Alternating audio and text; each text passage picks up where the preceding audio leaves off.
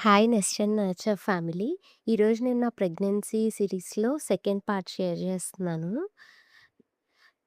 Second part ఏంటంటే నా pink lines story అనమాట. నాకు కంప్లీట్ పీరియడ్ సింప్టమ్స్ ఉన్నాయి. సో, పీరియడ్స్ వస్తాయనుకున్నాను. బట్ ఒక ఫీలింగ్‌తో ప్రెగ్నెన్సీ టెస్ట్ చేసుకున్నాను. And then 2 pink lines appeared. Doctor దగ్గరికెళ్తే హెచ్‌సీజీ టెస్ట్ చేయమన్నారు. సో, ఆ టెస్ట్ త్రూ ప్రెగ్నెన్సీ అయితే కన్ఫర్మ్ అయింది.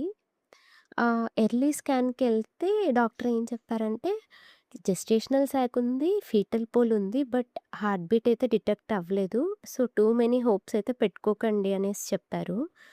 ఆ మొమెంట్‌లో నా హార్ట్ మొత్తం బ్రేక్ అయిపోయింది. చాలా ఏడ్చాను. మిస్‌క్యారేజ్ ఫియర్ అయితే స్టార్ట్ అయిపోయింది. ఇంకో డాక్టర్‌ని కన్సల్ట్ అయ్యాం మా హోమ్ టౌన్‌కొచ్చేసి.